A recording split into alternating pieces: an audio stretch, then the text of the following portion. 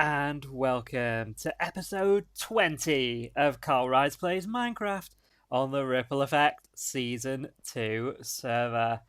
Yeah, that's right, guys. We have hit episode 20, and what an episode it's going to be today. I've got a lot planned, so let's crack on. You'll see here that I am over at the Capture the Flag area, and you'll see it looks very, very different to how it did in the last episode. I've been over here and I've been putting in all the buildings for the blue side. It's basically the same as the red side buildings, just with blue banners instead of red ones. And you'll see that ESchrodingersCat has been over here, and that was a bit of rubber banding, and has put in some lovely landscaping. These trees are awesome. We've got these areas right here that we can like hide behind from the watchtowers and things as well. So this is going to be absolutely brilliant. I want to thank Jimbo and Duds and Bank for coming over here and putting a load of torches under some carpets here as well. I want to thank Aubni for giving me a load of jungle wood. That's come in really handy, both for these fences and buttons, and also for making sticks for other parts of the build as well. And also, I want to thank Marlo because he let me use his flower farm to get all the dyes for all of this armor and the shields and all the rockets as well. So he's really helped me out with that. I've also enchanted a load of crossbows, so you get to choose between quick charge and multi-shot. So if you're on a watchtower, I'd recommend getting multi-shot. If you're going to be up there, I'd get a multi-shot one. But if you're here on the ground, I'd recommend getting a quick charge one so you can get those rockets firing fast. And yeah, this took a lot of work because I've had to do this setup 4 times. 2 for the red team and 2 for the blue team. So I've been trading a lot with my villagers, and I'd like to thank Link because she gave me 11 multi-shot books, which really helped because there's 48 of multi-shot and 48 of quick charge in all 4 chests. So 11 was a good chunk of the multi-shot ones for help me out there. I'd like to thank Croc for letting me steal some sugarcane for the paper from his massive farm, and I also took some rotten flesh as well to help with the villager trading. So I've been doing a lot since the last episode. The guys and girls on the server have been doing a lot over here as well. This area is looking absolutely brilliant. Let's take off and I can show you it from the sky here. So this is the red area, sorry. Colours are difficult. So you'll see this nice pattern in the middle. This is awesome, and like the stuff around the outside as well looks absolutely brilliant. And I believe ESchrodingersCat has got plans for the blue side as well.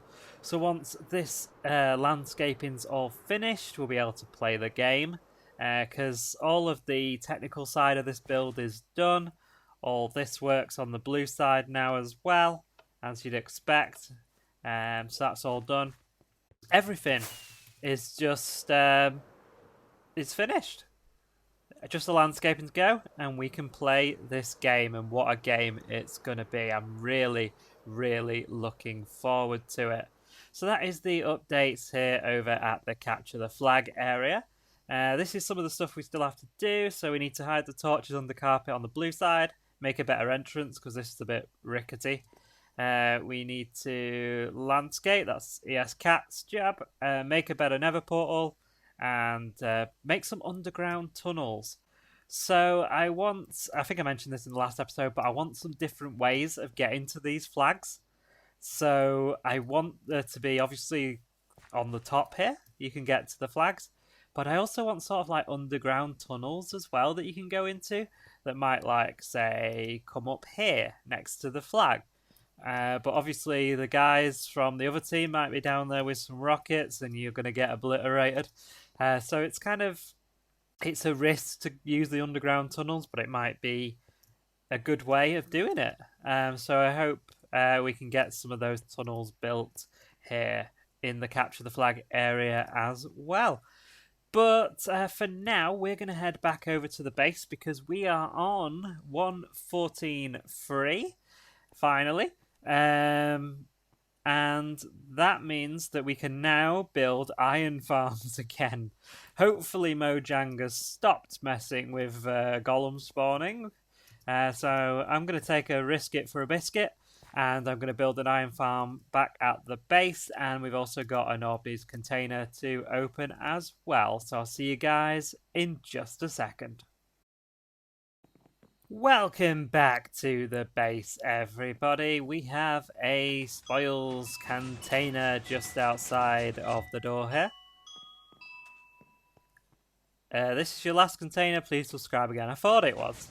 So we'll have to do that. Take Aubni some diamonds over to the embassies area after today's episode. Bring the noise. The loudest container. What is in here? Note blocks. Cowbell, bonjo, drum, repeaters, comparators, note blocks, chime. So that's ice.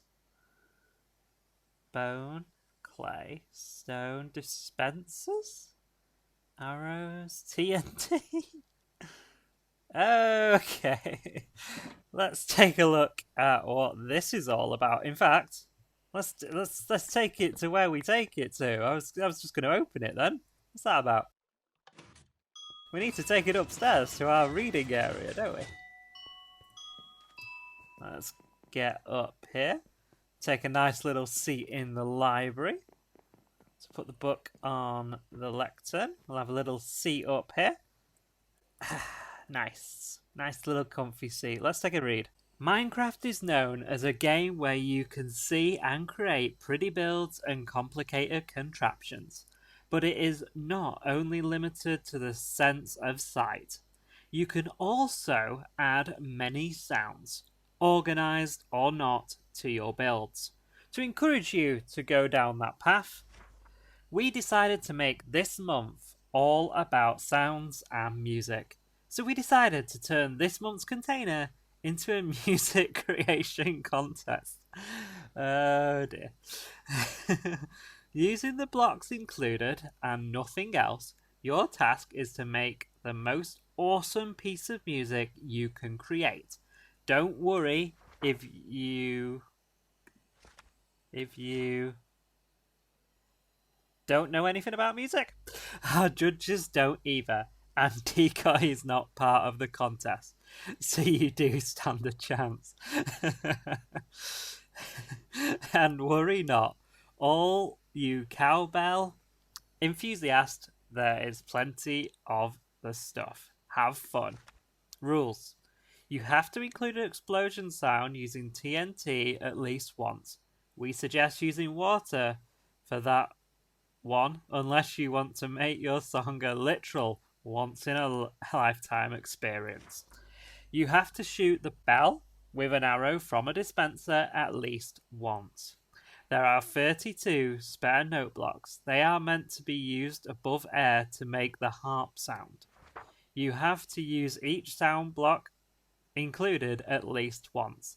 You may not use more sound blocks than what is included, including the harp sounds. You are strongly encouraged to use as much cowbell as you can. Using the jukebox is optional, but if you do, you must use the 13 disc, and you can start your song with it using the comparator. Okay, so you put the comparator next to the jukebox when you put the music disc in, then it sets off the rest of it. Containers contents: 1 jukebox, 1 bell, 64 TNT, 256 note blocks, 48 cowbell noises, 32 double bass notes, 32 snare drum notes, 32 bass drum notes, 32 harp notes, 16 flute notes, 16 chime notes, 16 banjo notes, 8 xylophone notes, 8 metal xylophone notes, 256 repeaters, 1 comparator, 2 dispensers, 64 arrows, and 1 13 disc. Oh dear. Right, okay. Right. Uh, oh dear. I know nothing about music, and I know absolutely diddly squat about Minecraft music. That's why I get Decoy to make my doorbells. Okay. Um, we are gonna put that away for the moment. We may come back to it later on in the episode, or we might have to wait till next episode to be able to do that. Because we've got a lot to do in this episode. We have an iron farm to build. Finally, we're 20 episodes in. We're nearly a year into season 2 of the Ripple Effect, and we don't have a personal iron farm yet. That is a disgrace, ladies and gentlemen. And we are going to be building our iron farm there. That is where the drops are going to be collected, and it's going to go up into the sky. So I'm going to grab some resources. I'm going to check over the tutorial that I'm using, which I'm going to tell you guys when I come back. And yeah, I'm going to do that, and we'll start building this iron farm. I'll see you guys in just a second. Welcome back, everybody. I got the resources that I needed, and then I kind of got a little bit carried away and sort of built the entire collection and killing chamber over here. So I'm going to show you what this looks like. I've also done some lighting around the area as well, so all of these sort of icebergs have got sea lanterns and glass on top of them, just to hide the sea lanterns so you don't really see them. Just to light these up because mobs can spawn on packed ice, and we want to keep the mob cap down as much as we can in this area, really, so I don't come back from an AFK session at the iron farm and get blown up by a creeper outside my door. So this is the design. So you'll see we have the water source blocks, then we have the iron trapdoors to stop them coming over. We have a little bit of quartz to add a little white accent there. We have some light blue terracotta. Lanterns, some light blue wool, barrels. This is where all the iron and poppies are going to end up in, and then the light blue terracotta again, and some more quartz slabs there, and then just a little bit of packed ice around the edge just to give it a little bit of a border. So that is the storage system. So like I say, all the iron and poppies and that are going to be in these barrels. And that is actually a lot more complicated than it seems. Because there's not a lot of headroom here between the water and the storage, I've had to make a item elevator using droppers rather than water. Because up here, that is actually the farm. So this observer goes into a dispenser that's there, into another dispenser, and then down into this hopper. So when an item comes into here, it's got one of those, one of these circuits. So if you put an item in here, it pushes it up, and this observer does that. So it sends the signal up, and then pushes the items up through there and into that hopper right there. So if I can get out of here, it is actually quite a compact little system. I did this without a tutorial as well. I wanted to kind of do it myself. So I didn't look at a tutorial, I just knew that observers were the way to go. So this is kind of like the 4th build of this elevator until I got it right. But I'd like to, now and again, I like to just do things on my own rather than look at tutorials.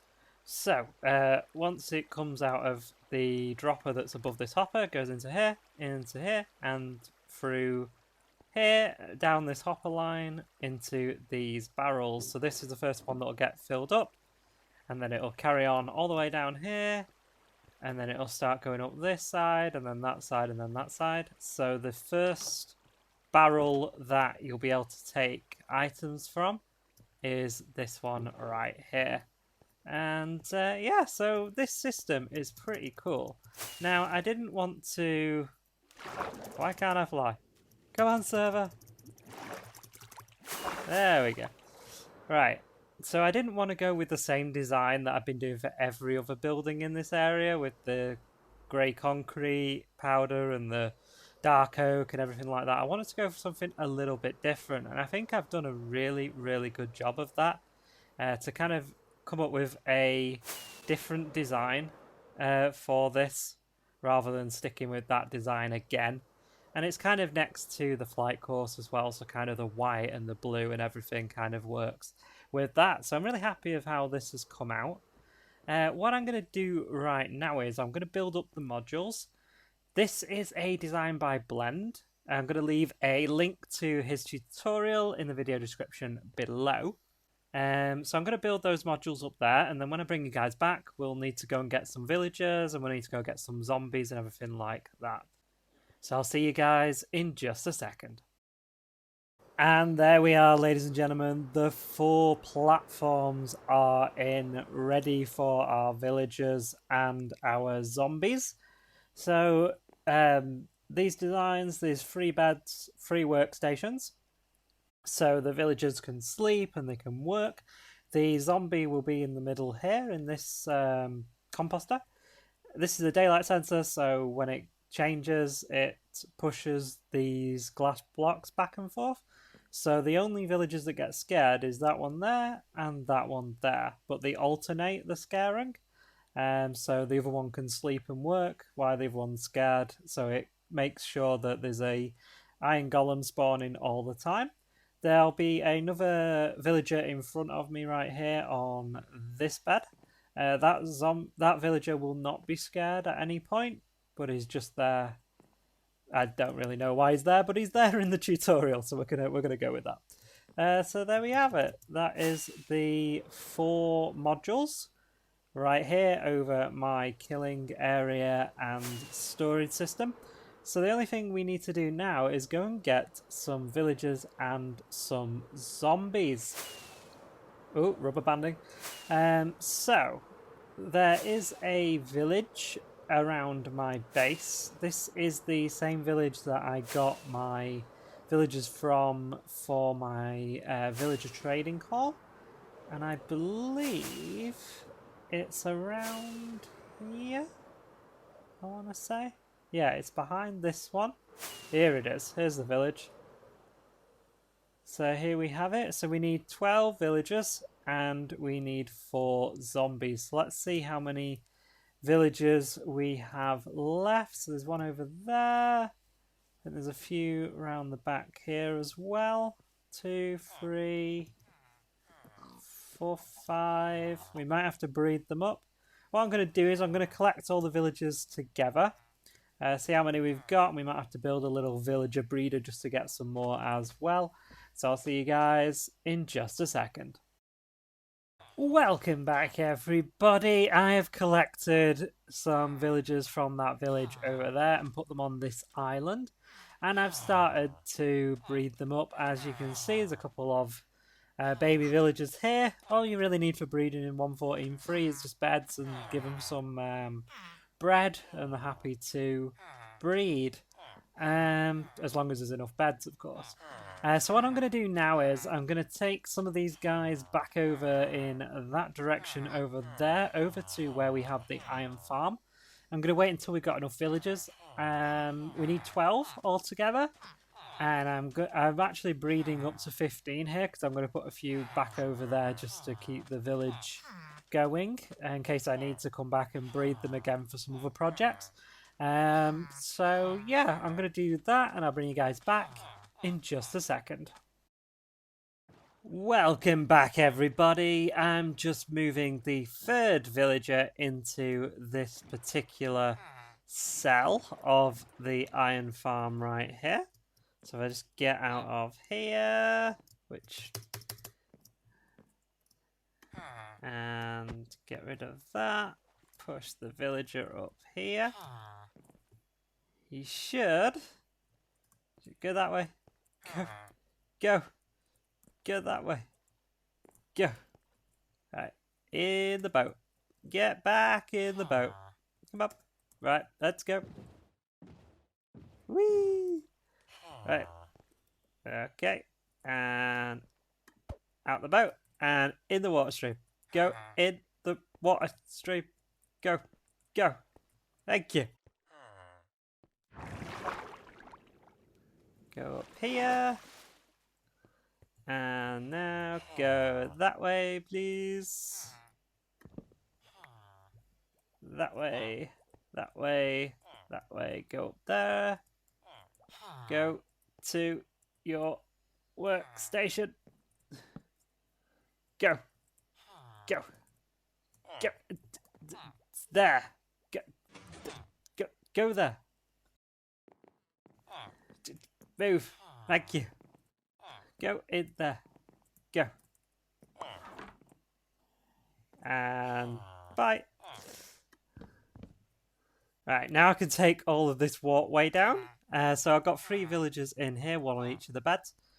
I need to fill up that one, and that one. I'm going to do that now off camera, and then I'm going to bring you guys back, and we'll get ourselves some zombies to go in the middle. I'll see you guys in just a second. Welcome back, everybody. As you can see, the first platform is in and done. The zombie is in place, and the villagers are all there as well. And this has been working like a charm.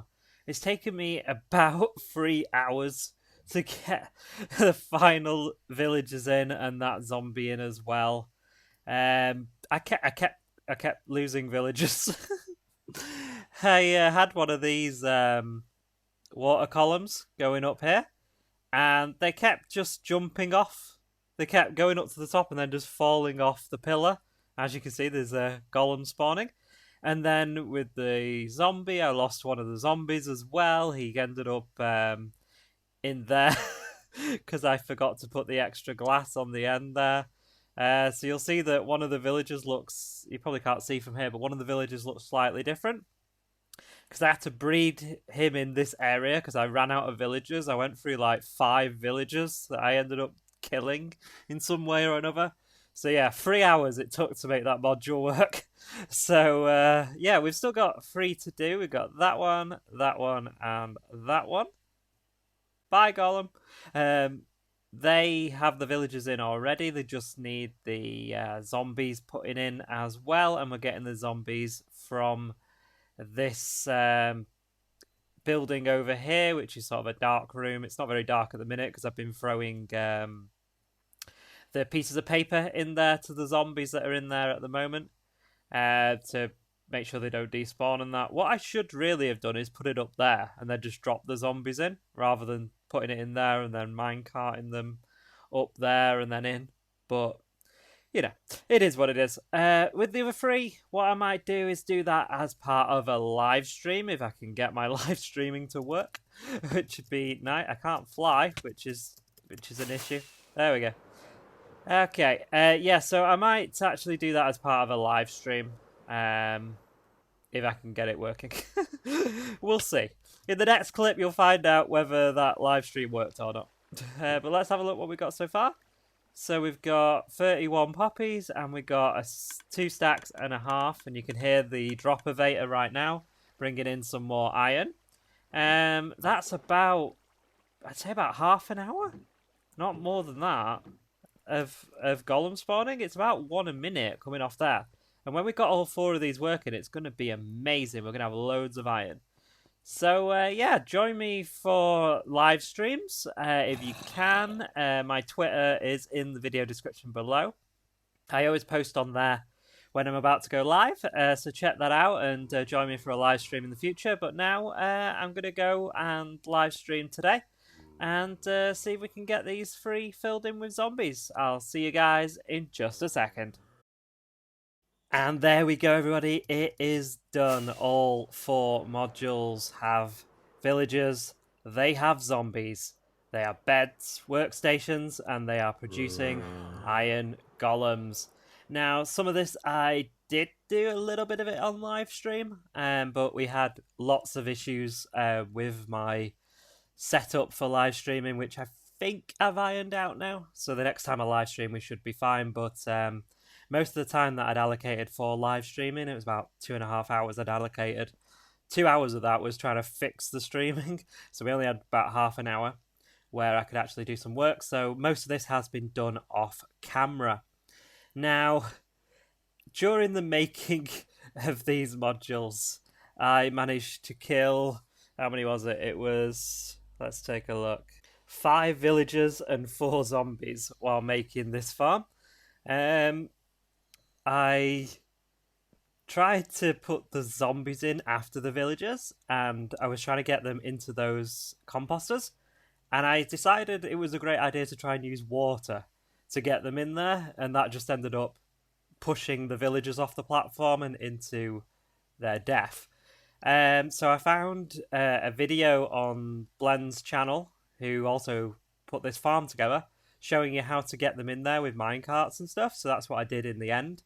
So that one took me like 3 hours to do, and the rest of them took me like an hour to do all the 3 of them.